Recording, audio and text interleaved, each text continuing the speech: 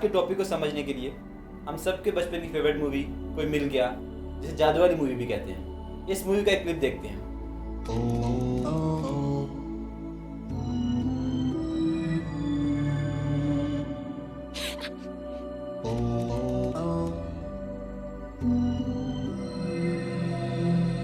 इस सीन में रोहित ने अपने फादर की डिस्कवर की हुई फ्रीक्वेंसी को अनइंटेंशनली किसी दूसरे प्लैनेट पर भेजा।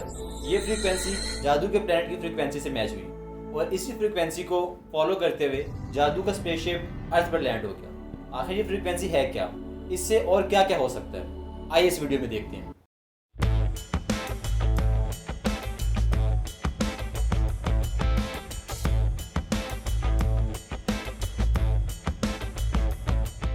रेडियो बगैर किसी वायर के कैसे काम करता है?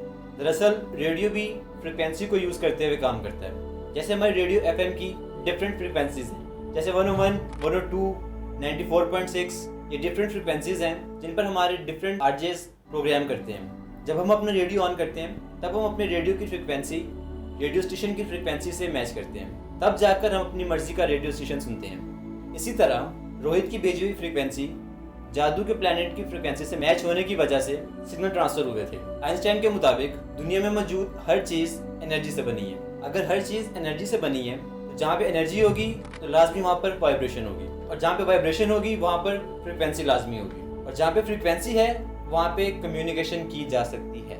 दुनिया में तमाम चीज़ें इसी कॉन्सेप्ट के मुताबिक आपस में रिलेट होती हैं और कम्युनिकेट हो सकती हैं, यहाँ कम्युनिकेशन करती हैं।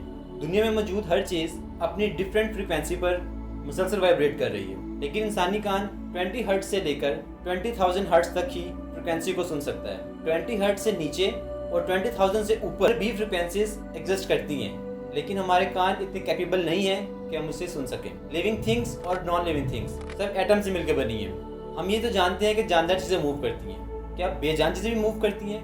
दुनिया में हर चीज़ एटम से मिलकर बनी हुई है। जैसे मेरा कैमरा या मेरी घड़ी, देखने में तो ये बेजान चीज़ें एकदम स्टिल या स्टेबल नज़र आती हैं, लेकिन अगर इनको माइक्रोस्कोप से देखा जाए तो इनके एटम्स मुसलसल मूव कर रहे होते हैं या वाइब्रेट कर रहे होते हैं। और हमने देखा कि जहाँ मूवमेंट होगी वहाँ पे फ्रीक्वेंसी भी होगी। इसलिए जानदार और बेजान हर चीज़ में फ्रीक्वेंसी मौजूद है, और हर चीज़ चाहे वो जानदार है चाहे बेजान है अपनी एक सडन फ्रीक्वेंसी पे मूवमेंट करती है। हमारी बॉडी भी एनर्जी से बनी है और ये भी स्पेसिफिक फ्रीक्वेंसी पर लगातार वाइब्रेट करती रहती है। जिस्म के हिस्से जैसे सेल्स, ऑर्गन्स, टिश्यूज सबकी अपनी अपनी फ्रीक्वेंसीज होती हैं। जब ये फ्रीक्वेंसीज स्ट्रेस या इमोशनल इम्बैलेंस की वजह से आउट ऑफ ट्यून हो जाते हैं तो ये माना जाता है कि सर्टेन साउंड फ्रीक्वेंसी की मदद से इन इम्बैलेंस्ड फ्रीक्वेंसीज को दोबारा रिस्टोर किया जा सकता है। रिसर्चर्स और स्टडीज ने ह्यूमन बॉडी के ऑर्गन्स की फ्रीक्वेंसीज को मेजर करके एक स्टैंडर्ड टेबल बनाया है जिसमें तमाम ऑर्गन्स की फ्रीक्वेंसीज